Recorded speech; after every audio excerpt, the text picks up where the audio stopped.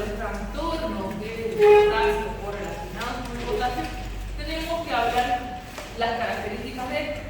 El potasio es el principal catión intracelular, mantiene el potencial de membrana. ¿Recuerdan ustedes la bomba sodio-potasio? Bueno, ahí tienen que el protagonista es este caballero. Regula la actividad de los tejidos que son excitables. ¿Cuáles son los tejidos excitables? Corazón, músculo esquelético y músculo liso, que funcionan gracias a la electricidad, ¿cierto? La mayoría del potasio se va a excretar. Por eso depende mucho también que el equilibrio del potasio esté regido por la ingesta. Como casi todo se desecha, necesitamos una buena ingesta para que todo vaya bien. No se preocupen, yo les voy a hacer el video. Tengo video de este tema. El potasio se ve afectado por situaciones que alteran el intercambio intra y extracelular.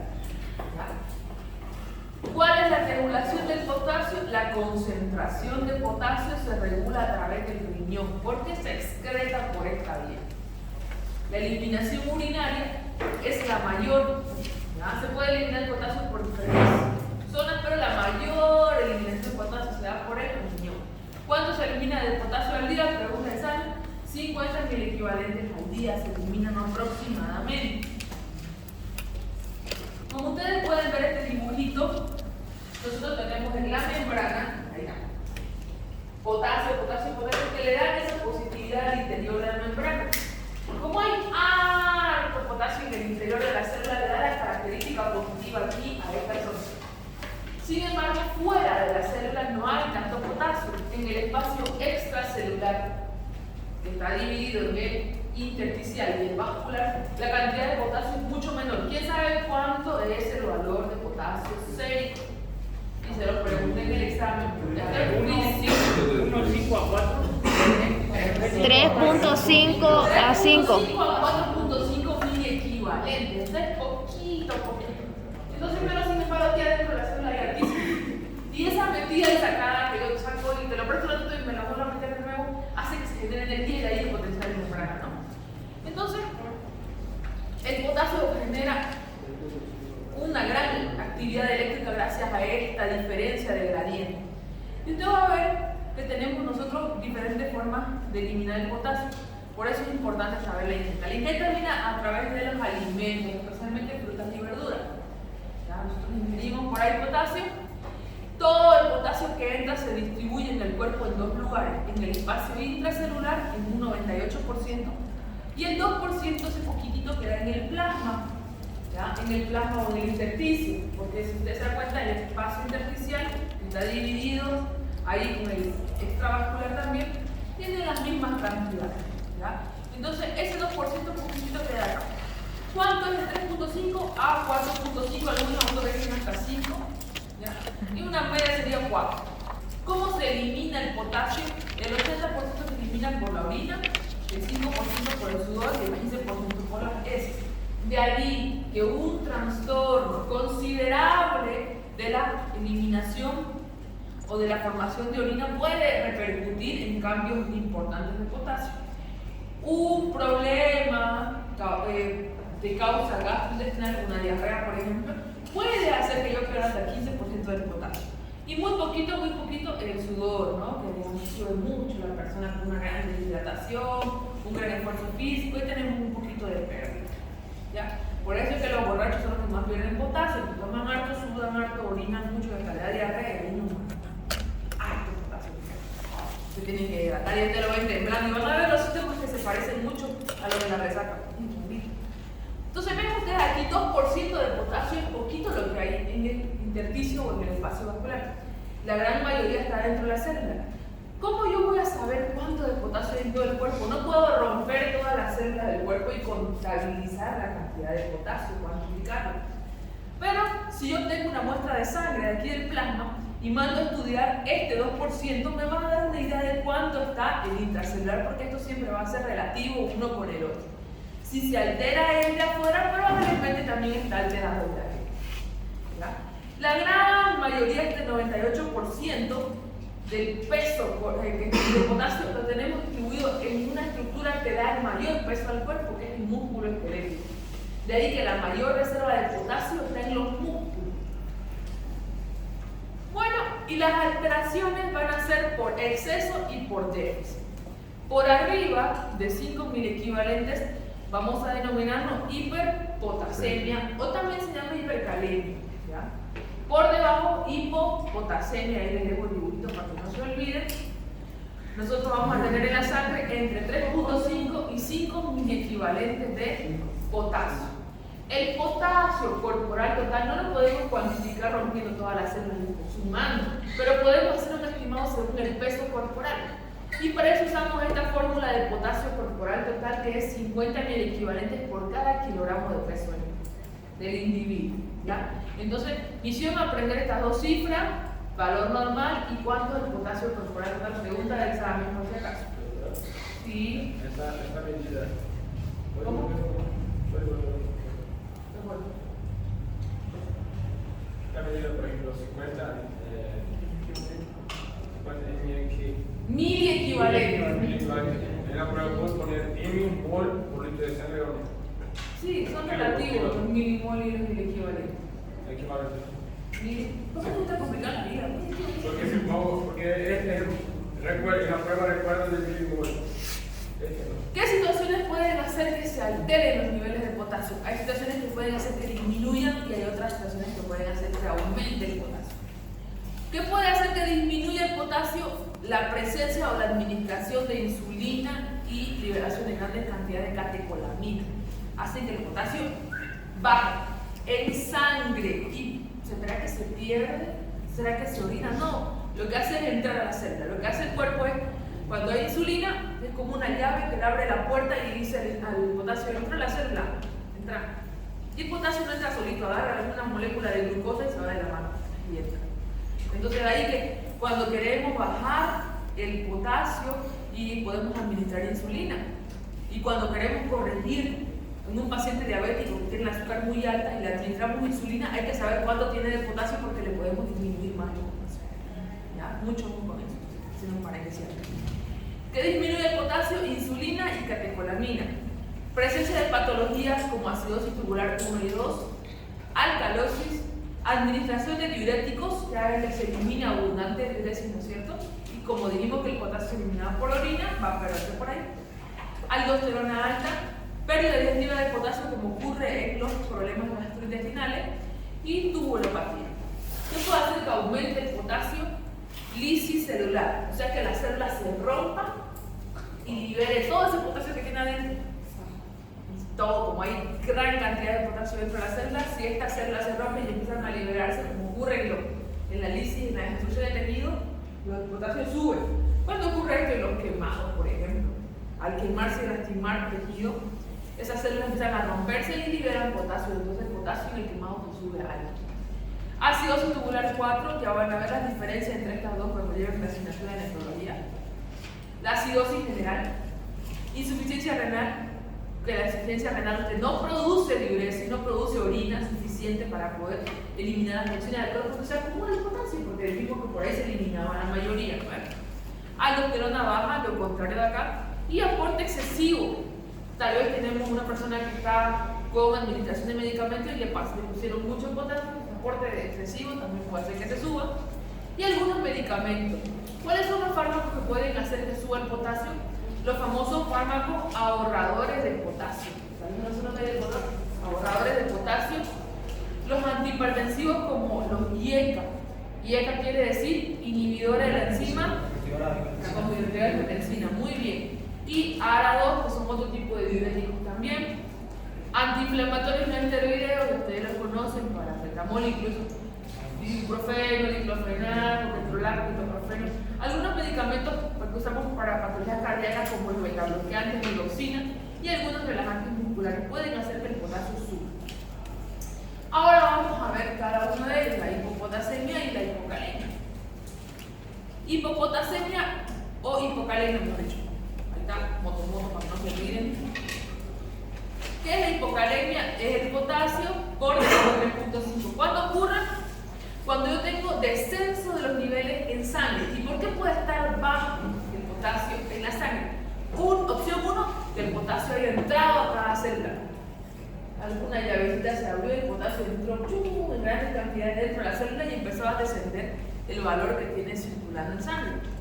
Eso se llama pseudohipocalemia, porque realmente el cuerpo no lo ha perdido el potasio, simplemente lo ha redistribuido a otro lugar, lo ha metido en el interior de la célula.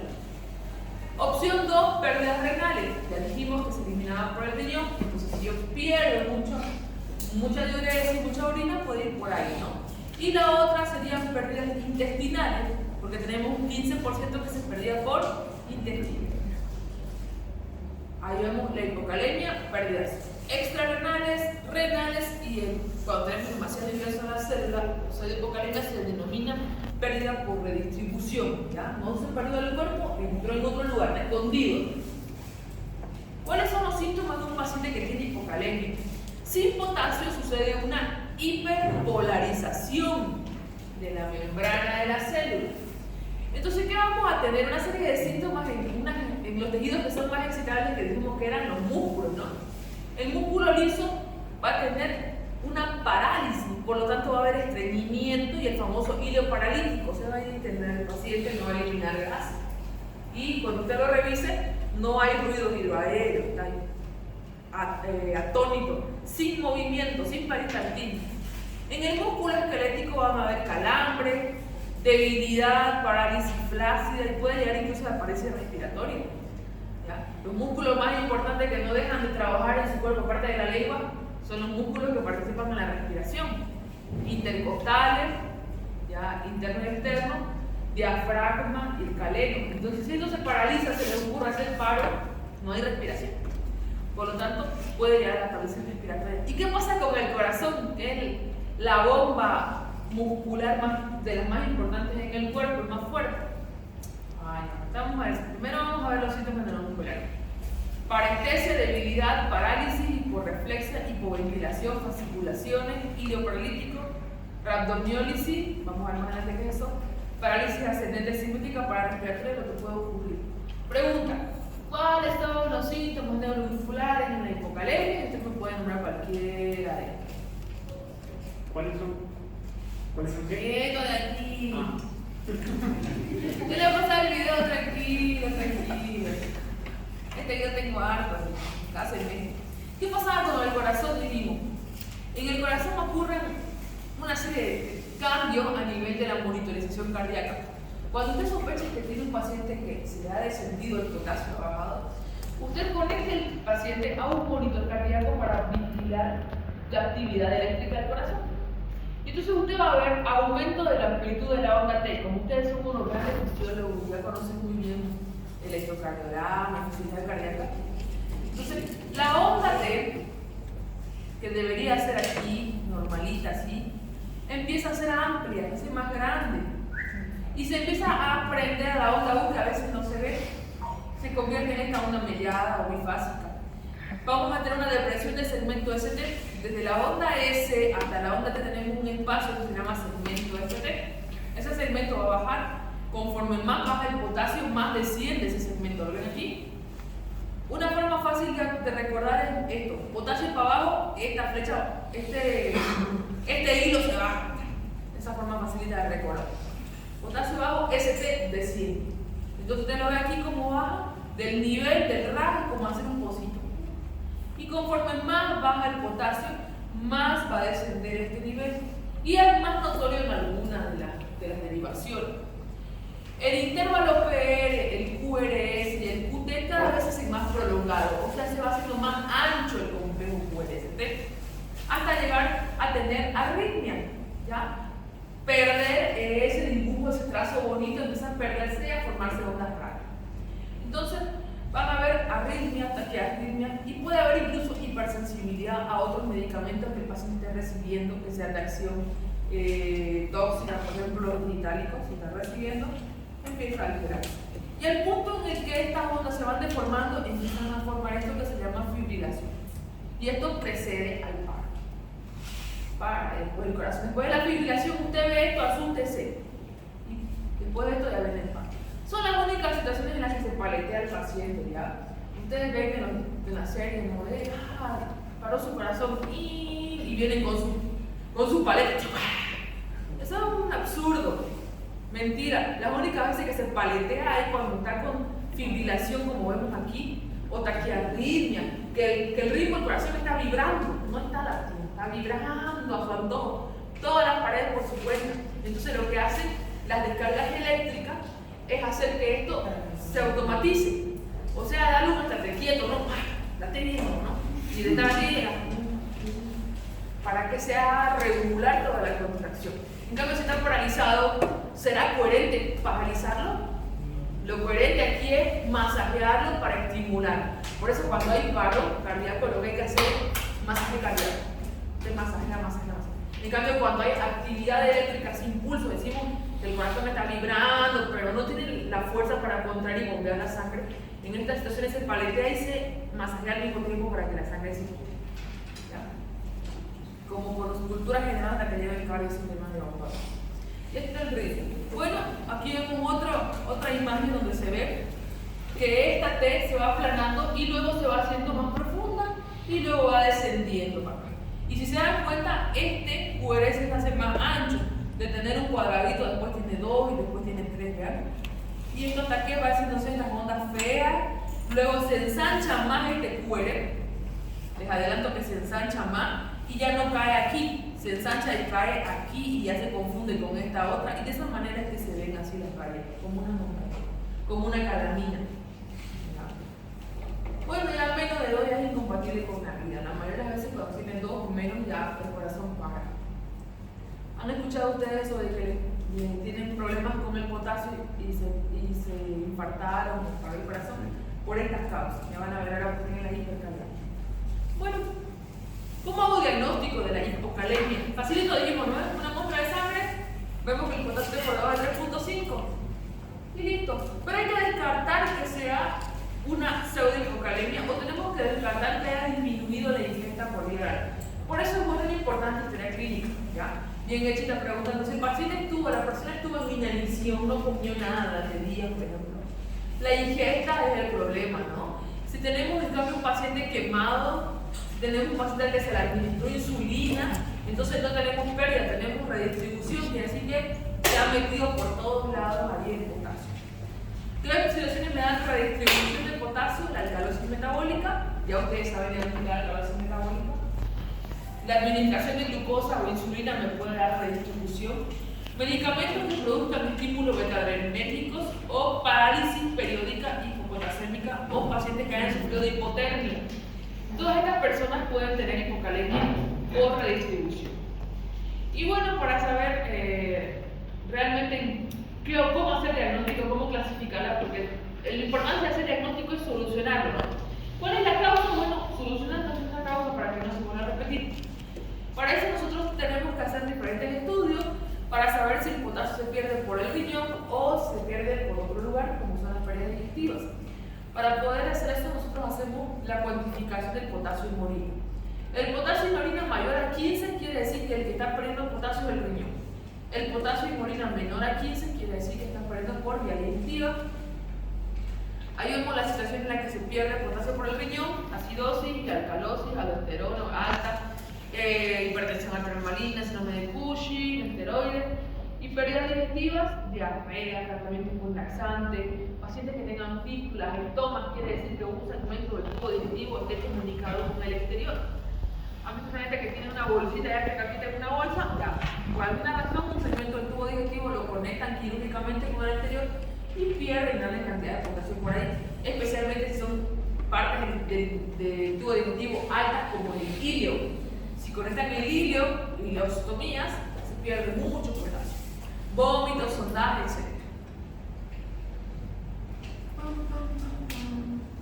Bueno, ¿y cómo hago tratamiento? Ahí, la chaza, ¿no? Para saber el tratamiento debemos clasificar la hipocalemia y la hacemos en leve, moderada y grave o severa. Si el valor normal es 3.5, vamos a ir bajándole un medio punto para clasificar.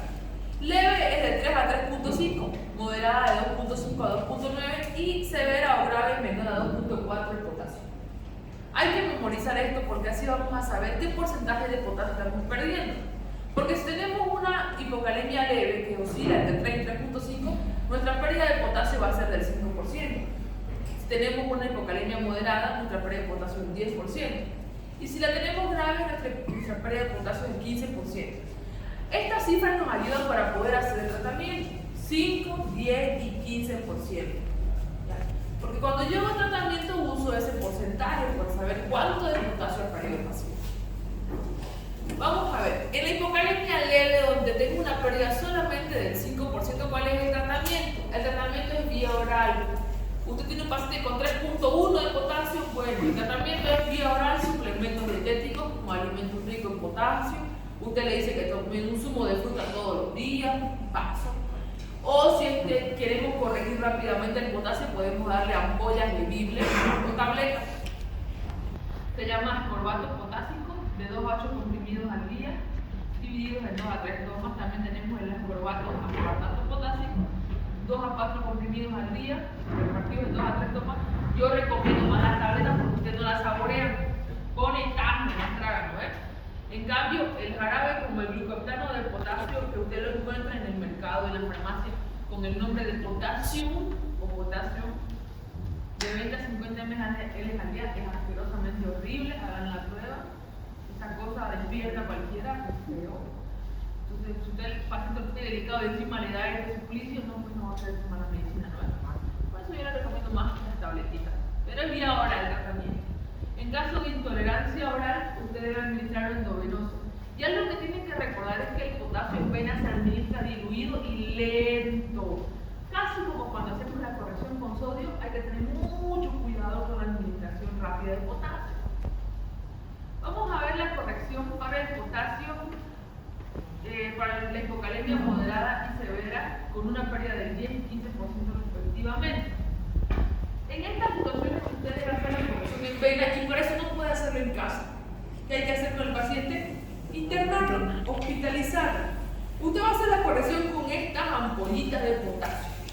Las ampollitas de potasio vienen en 2 presentaciones. Vienen las de 10 y las de 20 mil equivalentes. Vean, tenemos algo que se llama la concentración y la cantidad, que son distintas. Por ejemplo, en 10 ml yo puedo tener 10.000 equivalentes de potasio, y tengo otra presentación que en 10 ml puedo tener 20.000 equivalentes de potasio, que es más concentrado, ¿no? O sea que la cantidad de ml es indiferente, lo que me importa más es la concentración. Ustedes ven estas ampollitas aquí. Bueno, vamos a trabajar nosotros con la ampolla más grande para que sepan usarla, la ampolla de 20. Entonces, esta ampolla de 20.000 equivalentes, que tiene 10 ml, quiere decir que va a tener 2.000 equivalentes por ml. ¿Ya? Cada ml tiene 2.000 equivalentes, una concentración bastante alta. Lo que tienen que saber ustedes es cuánto va a administrar de potasio, calcular según el déficit, y lo segundo, cómo lo voy a administrar. Entonces, vamos a responder estas 2 preguntas hoy: ¿cuánto y cómo? Primero, ¿cuánto voy a administrar? Para saber cuánto voy a administrar el potasio, tengo que hacer una pequeña suma, no es gran cosa. La necesidad basal de potasio, ¿cuánto necesita ese cuerpo para todas sus funciones habituales? Y a esto debo sumarle el déficit de potasio que ustedes encuentren en el porcentaje que le acabo de mencionar. Y esto me va a dar el total de potasio que yo voy a administrar. ¿Ya? El déficit de potasio en porcentaje se da en relación al potasio corporal total. Si tiene 10% de pérdida, una hipocalemia moderada, es el 10% de todo el potasio que ese individuo tiene, y eso se calcula con el potasio corporal total, que dijimos que era el peso, 50.000 equivalentes por kilogramo de peso, ¿cierto? Entonces, ¿cómo lo voy a administrar esa cantidad de potasio? Es importante saber que hay restricciones también para la corrección del potasio. Primero, tiene que elegir una vía, puede ser periférica o puede ser vía central. Ya vamos a ver más adelante sobre la vía central. La vía central tiene mayor calibre porque va a haber una vena gruesa, ¿no? Y eso tiene la cualidad de que se pueden entrenar en cantidad de potasio. En cambio, las vías delgaditas, las venas, tienen la cualidad de que el potasio se puede irritar con facilidad. Por lo tanto, solo se puede administrar hasta 40.000 equivalentes en vía periférica, o sea, hasta 2 ampollas nomás. Y hasta 60.000 equivalentes puedan entrar por vía central, 3 ampollitas de esas que vi. Entonces, puede administrar por vía periférica, solo puede pasar hasta 2, y si va a administrar por vía central, puede pasar hasta 3. También tiene un límite de velocidad, y el límite de velocidad es 10.000 equivalentes por hora. Es hasta las 10:30, ¿no? Sí, Sí, ya.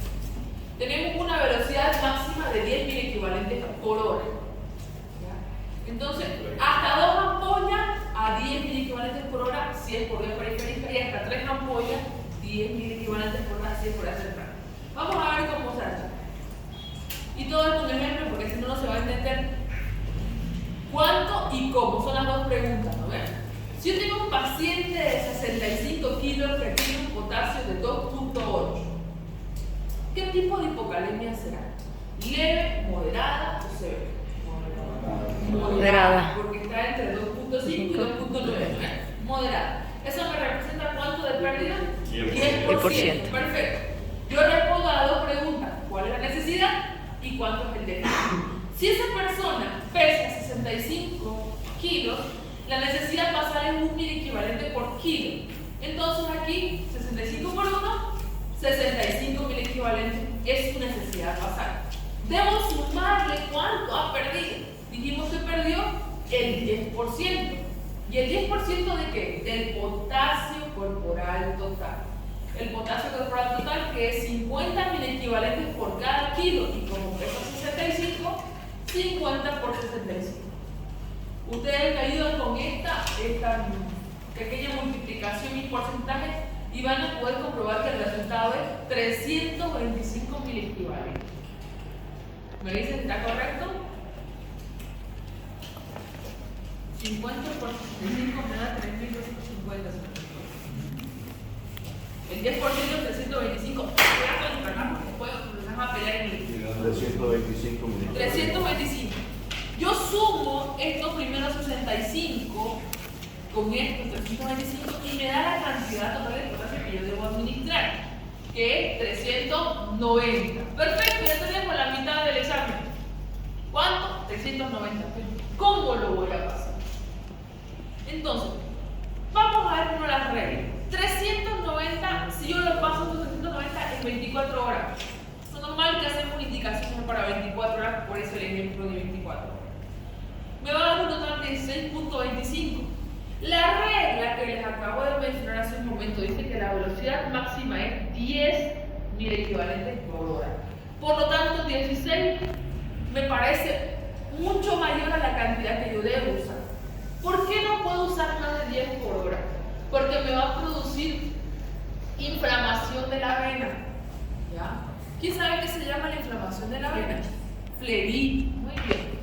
Me puede producir flebitis, lastimar la íntima, el endotelio de los vasos sanguíneos y puede llegar a producir laceración incluso. Y bueno, si lastimamos la íntima, si lastimamos el endotelio de un vaso, ¿qué va a pasar? Son unos microcoágulos y microtrombos, ¿verdad? Y van a ser desastres. Por eso es que no podemos administrar más.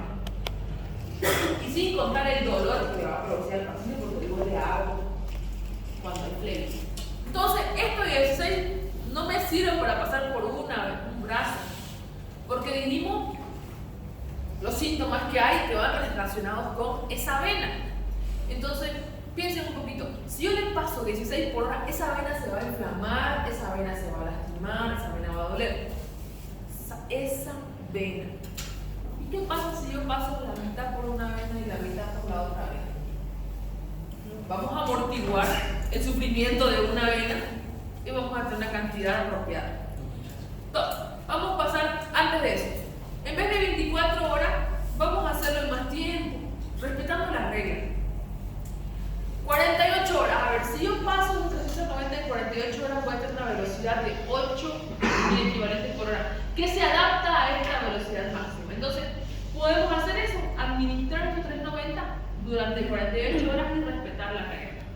O, como les decía hace un momento, agarrar esto y poner mitad por un brazo y mitad por el otro. ¿Ya?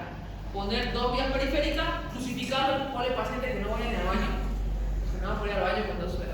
Y poner 8 en un brazo y 8 en el otro para llegar a estos 16 por hora y acortar el tiempo. Son las dos opciones que tenemos.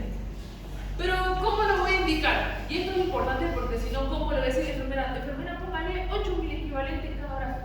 Que la enfermera lo va a mirar. ¿Y cómo? Ahí está el suelo, ahí están las ampollas. ¿Cómo, doctor? Y usted es el que tiene que indicar así y así. Por lo tanto, tiene que entenderlo.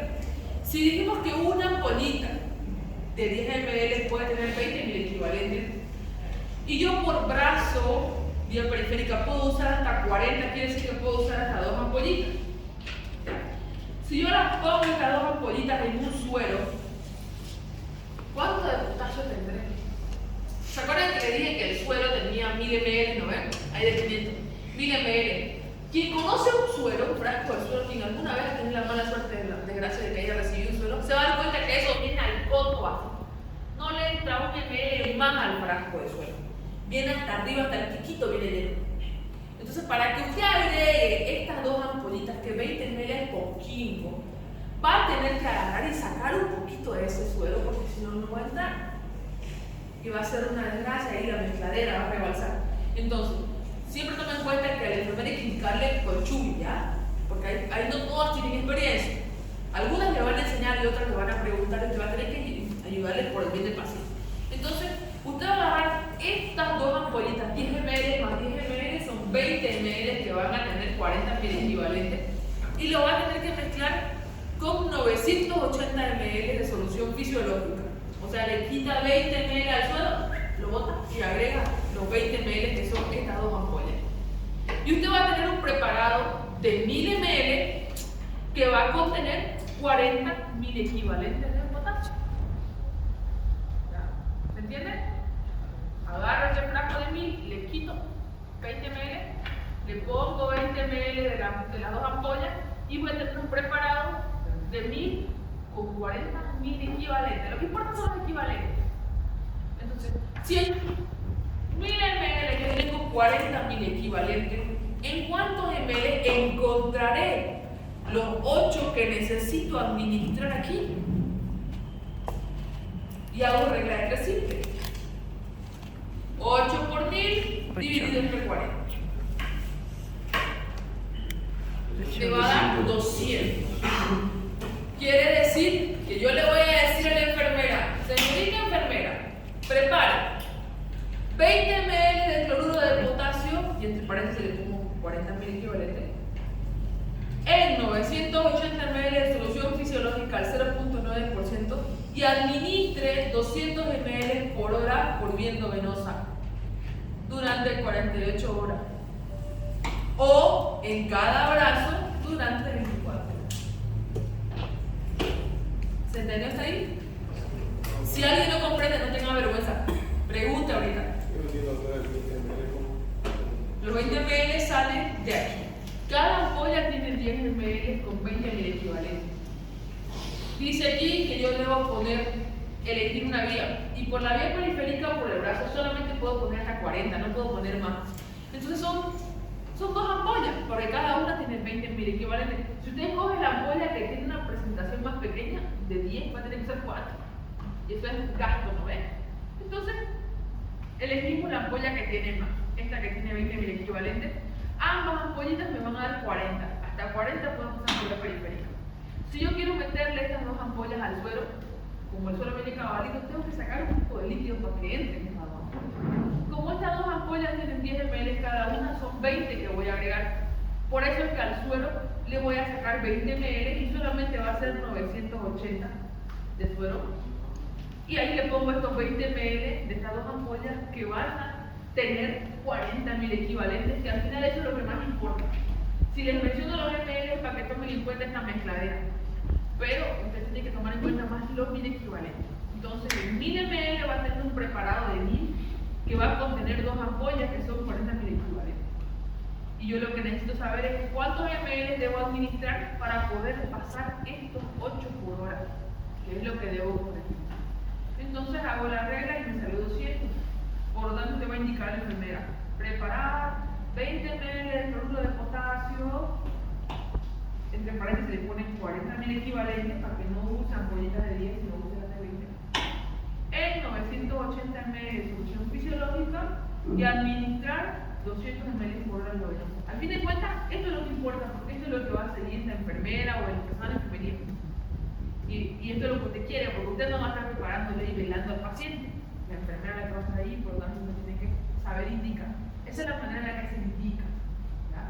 Para que se haga la medicación. Entonces, yo le voy a dar un ejemplo como este en el examen y le voy a decir: indique la solución, administrar la cantidad y la velocidad del flujo. Entonces, me voy a poner ahí 20 ml de cloruro de potasio con 40 mil equivalentes en 980 de solución fisiológica, administrar por vía endovenosa a 200 ml por hora. Esa es la velocidad.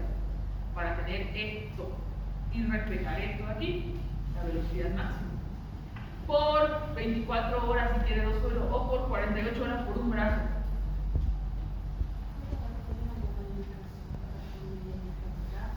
Si tú quieres hacer una corrección un poco más rápida, digamos, necesitas no tener mucho tiempo, entonces ya puedes hacer 8 en cada brazo, ¿no?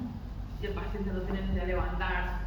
O si es algo que puede estar días internado, puedes hacer un solo brazo y luego haces el doble de tiempo. ¿Sí?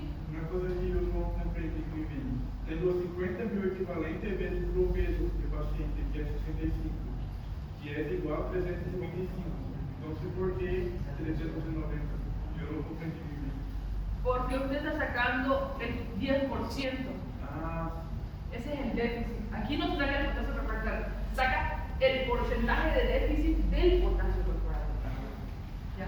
Está bien lo que usted dice, ¿no? 50 por 65 es una cantidad de 3.250, pero como la hipocalemia es moderada, 2.8, tiene solamente una pérdida del 10%, entonces le sacas el 10% a él.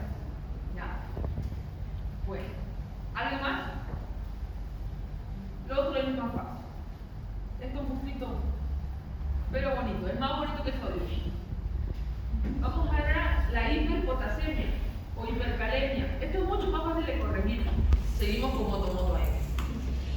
En la hiperpotasemia o hipercalemia estamos hablando del potasio arriba de 5, el equivalente. ¿Por qué podemos ocurrir esto? Porque tengamos mucha salida de potasio desde el interior de la célula hacia el intersticio, se rompan las células y liberen grandes cantidades de potasio. Que tengamos un defecto en la eliminación del potasio, que se nos acumule porque no se produce orina, como ocurre en las personas con insuficiencia renal, por ejemplo. O que tengamos un exceso de aporte, ya sea que ingesta mucho o que estén metiéndole diacrogénicamente en vena mucho potasio. Entonces, cuando tengo yo salida de grandes cantidades de potasio, lo relaciono mucho con problemas de acidosis, defectos en la excreción también.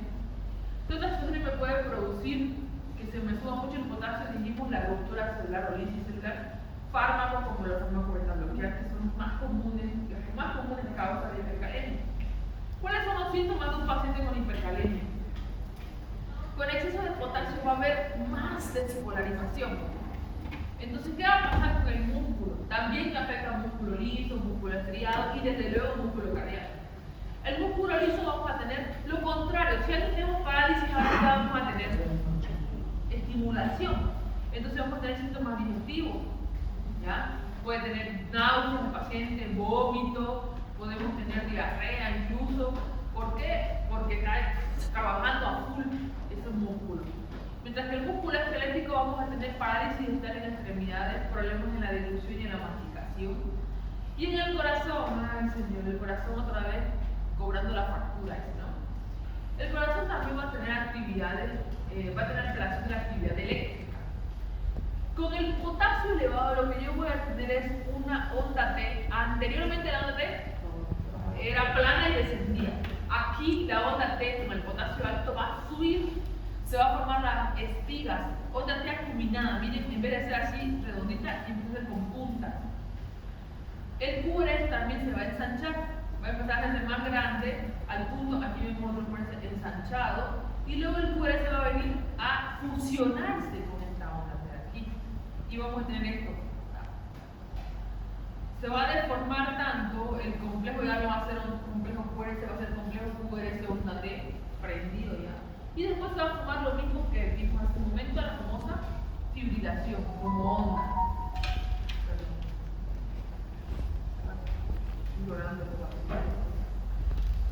Entonces vemos la fibrilación ventricular que va a preceder a qué? A la parada cardíaca.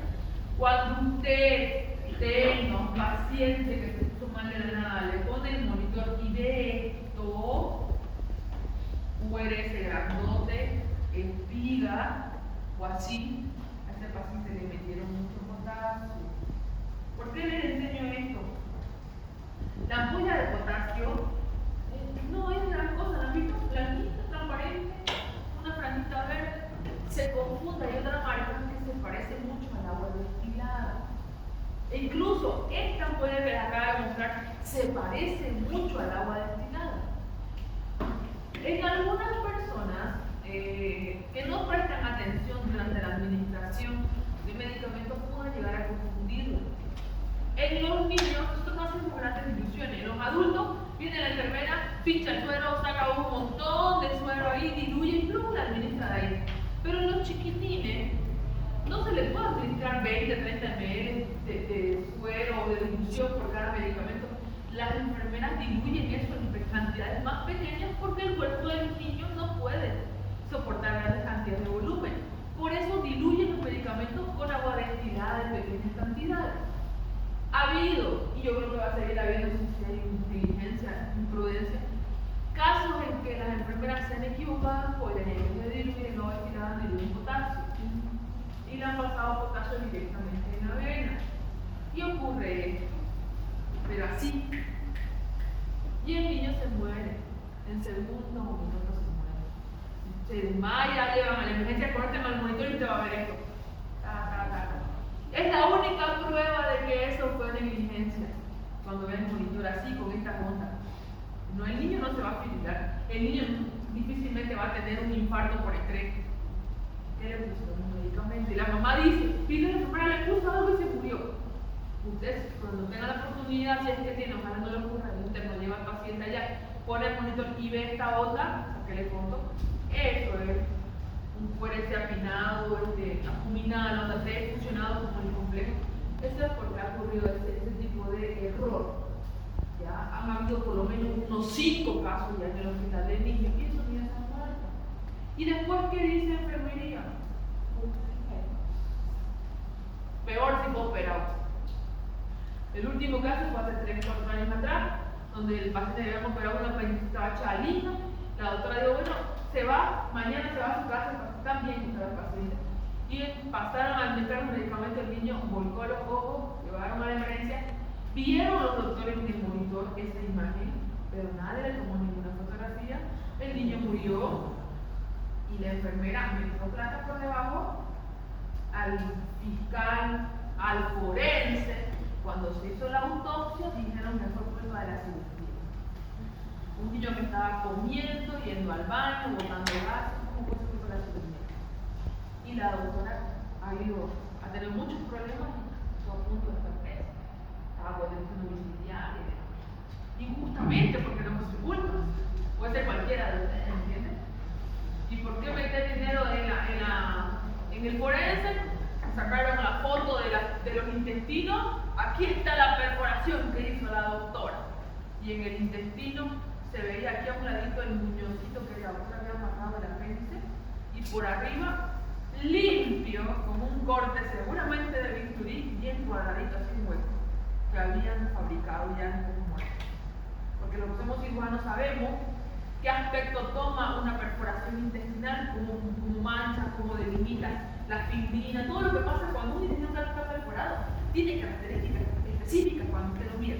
Sin embargo, yo vi la foto de la autopsia, aquí estaba el nudo bien amarrado en la base del apéndice y aquí a un lado, bien cuadradito, le habían cortado el hueco para decir que la doctora le perforó, para taparlo.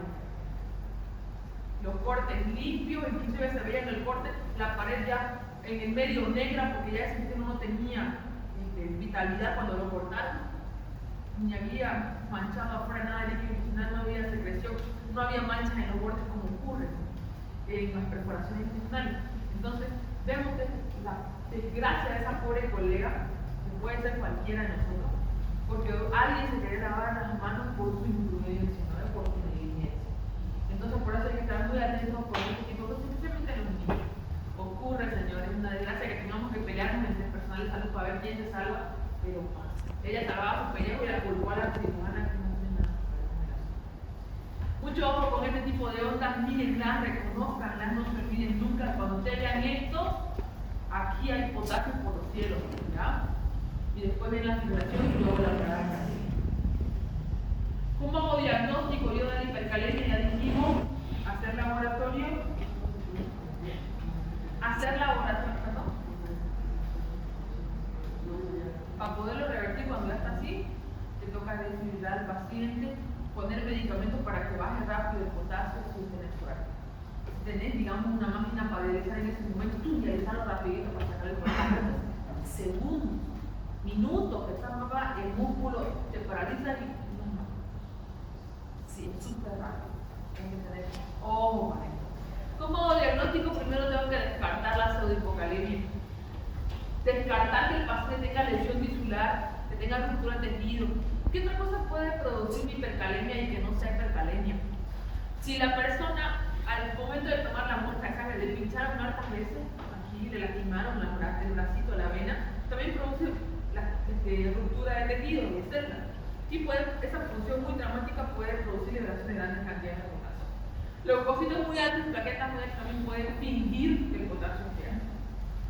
También puedo hacer diagnóstico en orina, potasio en orina media 40, quiere decir que no es renal, quiere decir que hay buena eliminación de potasio por el riñón.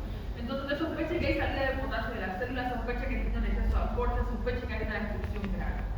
Si el potasio en orina es menor a 40, quiere decir que el problema es el riñón. ¿Ya? Si el filtrado es normal, preocúpese, piense en un descenso en la actividad de aldosterona. Si el filtrado es bajo, puede ser una insuficiencia renal.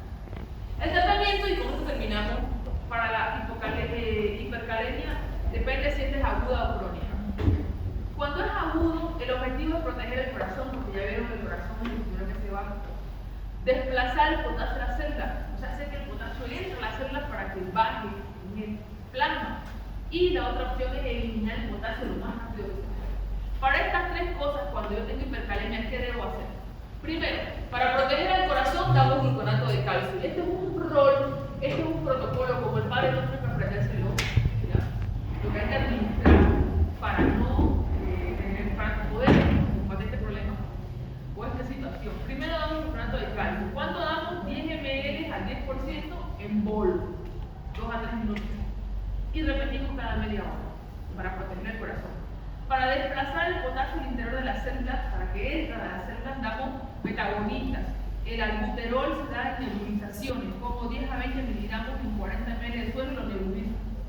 Y eso ayuda a que el potasio entre en la célula. También puedo dar una solución polarizante. Una solución polarizante quiere decir una combinación de suero glucosado con insulina. Irónico, ¿no? Suero con azúcar y ya lo que baja el azúcar. Pero ¿por qué doy esto? La insulina hace que el potasio entre a la célula y el glucosado está rico en glucosa para que no desciendan los niveles de glucosa normales.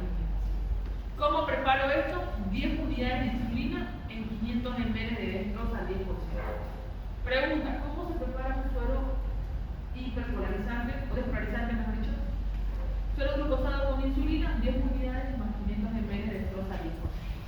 Otra forma de desplazar el potasio al interior de la célula es dar bicarbonato, pero solo en el caso de que el paciente tenga acidosis también. Si no, le podemos recuperar una alcalosis. ¿Cómo puedo ayudar a que elimine el potasio dando un diurético? Y doy furosemida, 40 miligramos endovenoso rápido. O sea, un diurético de asa, me ayuda a que el paciente orine rápidamente. Y le pongo una sonda para que no se me levante, una sonda de polio, y sale la orina por ahí. Otra manera de eliminar rápido el potasio es una diálisis. Si tuviera usted las condiciones de punta para hacer una diálisis así de emergencia. Y dar medicamentos por vía oral, como son las resinas de intercambio de tipo pantiómero, que son unos medicamentos que usted da y ayuda a que produzca una cierta diarrea generalizada. En el caso del tratamiento, cuando la hipercalemia es crónica, bueno, la única situación, la única vez que usted dice al paciente no coma frutas y verduras. Estamos hablando de gente que tiene insuficiencia renal, que tiene patologías crónicas, ahí tienen potasio alto, pero esto de años, siempre lo han tenido, lo van a tener. Entonces damos dieta baja en frutas y verduras, diuréticos de asa, resinas de intercambio y damos bicarbonato en el caso de eso. Gracias, señores. Si les queda alguna pregunta, pueden hacerla. Si no, nos vemos en la práctica.